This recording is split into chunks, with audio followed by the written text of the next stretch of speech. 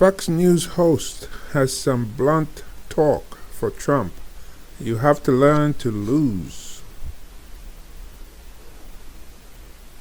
Former President Donald Trump received a dose of truth from an unexpected place on Sunday. Fox News. In life, you have to learn to lose, the network's Brian Kilmeade told Media Boss host Howie Kurtz when asked about Trump's complaint of the 2020 election. Hillary Clinton has to learn that, Kilmeade added. Al Gore pretty much did learn that. Stacey Abrams didn't learn that. Later in the segment, Kurtz noted that Clinton did concede her election loss. Yeah, she did. Something Trump has yet to do. Not only he didn't, but he didn't show up at the inauguration for Biden. Normally we tend to boast that in the United States you have a transfer of power, like one president is coming in and one is going out, and this is something that the rest of the world will look at and say, wow, look at that, look how peaceful that is. Whereas in many other countries in the world, it takes like a military to get somebody out of office, and there you have two people sitting together, one leaving office, one coming in. And that's the way it's been ever since I've been alive.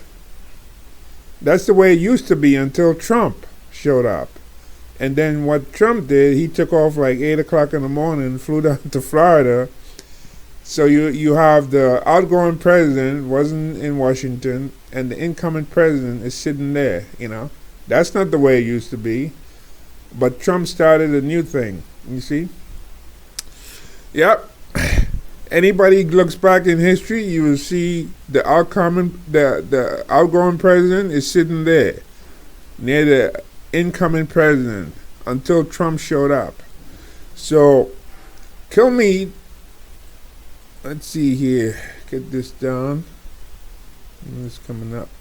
Kilmeade, one of the hosts of Fox and Friends, also bluntly dismissed Trump's cries of election fraud, telling him to put up or shut up.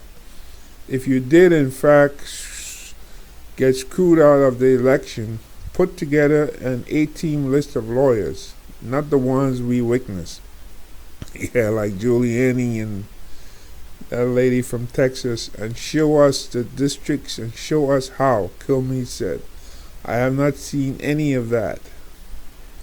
Yeah. Well, let me just say something about Trump is a sociopath. Trump doesn't care about anybody but himself. And what's amazing is that people who support Trump probably have personality problems or probably mentally ill. You have to be probably mentally ill to support Donald Trump, because he doesn't care about you. He doesn't care about you. And what's worse, he makes fun of people like with those accents from other parts of the country. Like one of the shows he talked about the Beverly Hillbillies. I don't know if anybody remember the Beverly Hillbillies, the way they speak. I think they were from Arkansas. And then they struck black gold, which is oil. And then they went to live in Hollywood, and the people in that show, the bankers and so forth, they kind of like bow down to these people. And the only reason they bow down to them is because they have money. And I think Trump loved that because he sees, well, these people were like parvenu, people who attain wealth and they don't have the social status.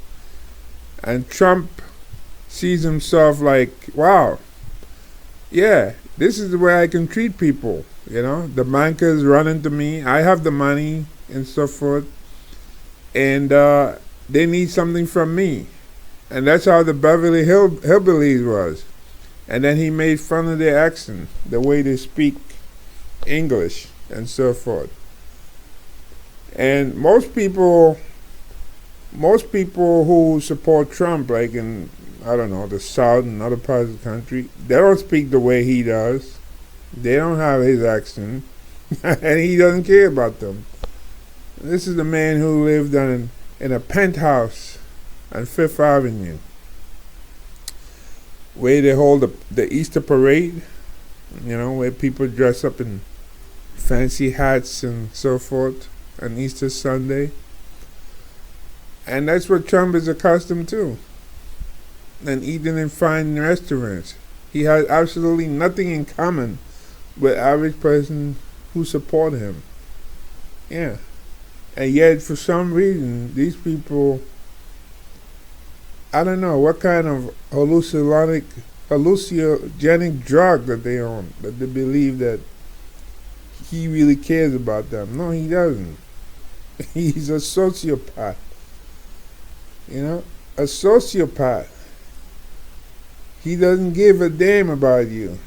Doesn't give a damn of the average American. Doesn't care. Does not care. And another thing too, in the United States, this is one of the few countries in the world where you have to beg people to vote. So this talk about voter fraud is really ridiculous. In many other parts of the world, you see people line up, like how you see, remember when they used to bring out a new iPhone and people line up for days to get an iPhone? Well, in some parts of the world, that's how it is to vote. People take voting seriously. In the United States, they don't. In the United States, people take things for granted that, it doesn't really matter who's in office. Republican, Democrat, we're not going to have a coup. You're still going to get your services anyway, so it really doesn't matter, And that's how many people look at it. So you have to, they have phone banks calling people out, get out the vote, and so forth. You are reminding people, hey, we're calling you to remind you to get out the vote, get out the vote, get out the vote. Yeah, in many other countries, you don't need that. People lived in countries where sometimes they never had the right to vote. And you don't even need to tell them to get out the vote. So this whole idea about voter fraud and massive voter fraud, the only thing Trump has done with this kind of conversation is to make countries like Russia and China gleeful. They relish this kind of talk. That in America, here it is. Look at that. And do you want that kind of democracy? This is what the Chinese Communist Party is telling Chinese people. Do you look how messy democracy is? People claiming fraud. Here you have one government serving you. You have high-speed trains. You have all this stuff, all these nice things. You don't have these kind of arguments, these accusations, and so forth. So all Trump really did was to give the Chinese and Vladimir Putin, talking points. To say democracy is messy. You don't really need it. All you need is a strong man or a strong party in office. That's what you need. You don't need all this nonsense, So it's to hell with democracy. And this is what Trump has brought in the United States of America. Shame that he, even Richard Nixon believed he was cheated. He believed that in Chicago, that's where he lost. He believed that the Chicago Democratic machine had cheated him. Yeah, they had cheated him. But you know what? He took his loss, and then he came back years later and he won. Jimmy Carter wrote an article a few days ago in the New York Times, and he said that when he ran for state, I think it was state senator, his opponent stuffed the ballot. Yeah, definitely. And he went to court. And he won. They found, the ballot was stuffed. They put in phony stuff in there. So Jimmy Carter was able to go to court and prove that his opponent won by fraud. Trump has not been able to do that. So, people who supporting Trump are really supporting the downfall of the United States of America and everything that it stood for in the last 240 something years with its election system and so forth. Whether you like it or not, whether you have something against the way the system works, the electoral college and so forth, yeah, that's fair to argue.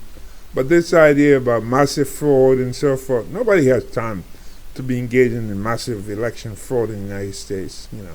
That is so ridiculous.